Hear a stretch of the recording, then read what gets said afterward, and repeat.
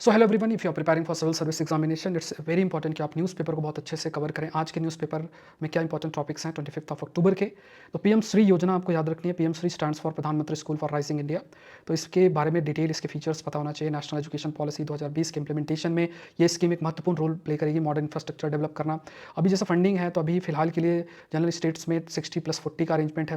बाद में ये हो सकता है कि स्टेट्स की रिस्पॉन्सिबिलिटी बन जाए। फिर इसके बाद एक नेक्स्ट टॉपिक है ज्ञान भारतम मिशन है। ये मिशन लॉन्च किया गया था ministry of culture, government of India के द्वारा। इसका एम क्या है कि हम कैसे अपने मैन्युस्क्रिप्ट की जो हेरिटेज है उसको प्रिजर्व करते हैं, डिजिटाइज करते हैं, कैटालॉगिंग उसकी करते हैं। तो इसमें टेक्नोलॉजी का यूज़ करना, proper survey, documentation, cataloguing, conservation, restoration, translation, publication, digitisation, इस पर फोकस किया गया है, जिससे कि हमारी पुरानी जो मैन्युस्क्रिप्ट्स हैं उनको हम प्रोटेक्ट कर सके, उसके ज्ञान को हम प्रोटेक्ट कर सके।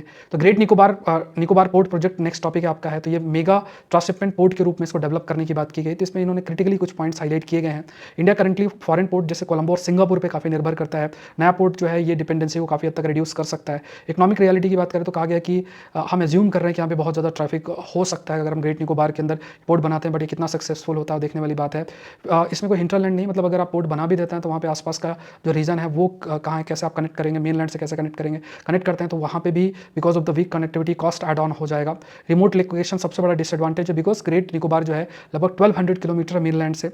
अनरियलिस्टिक कैपेसिटी टारगेट भी है। कोलंबो लगभग less than 8 million TEU per year जो है हैंडल करता है। इसको हम ट्वाइस हम टारगेट कर रहे हैं कि इसका 2 गुना हम करें through this great Nicobar port. तो ये एक आप देखेंगे एग्जिस्टिंग जो मिलिट्री प्रेजेंस है, तो ऑलरेडी हमारा मिलिट्री प्रेजेंस है ही वहाँ पे, लाइक ऑलरेडी हैज़ INS बाज जो नेवल एयर बेस है जो मॉनिटर करता है इस पूरे रीजन को।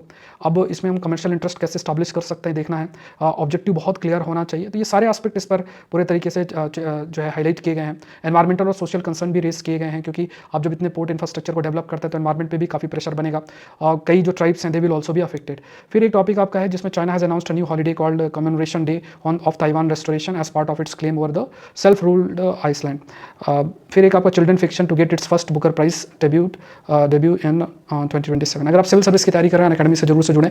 इन सारे टॉपिक्स का डिटेल डिस्कशन आप मेरे सेशन में देख सकते हैं, जरूर से गो थ्रू हो। अगर आप सिविल सर्विस की तैयारी कर रहे हैं अकेडमी से जुड़ें, प्लस डाउनलोड करें एयरलर्न। अगर आपको बहुत सी फॉरेन लैंग्वेजेस सीखना है प्रैक्टिकल वे में तो बेस्ट लर्निंग ऐप है अकेडमी के द्वारा एयरलर्न। डाउनलोड करें और सीखें फॉरेन लैंग्वेजेस को बहुत ही प्रैक्टिकल वे में। Thank you everyone, thank you.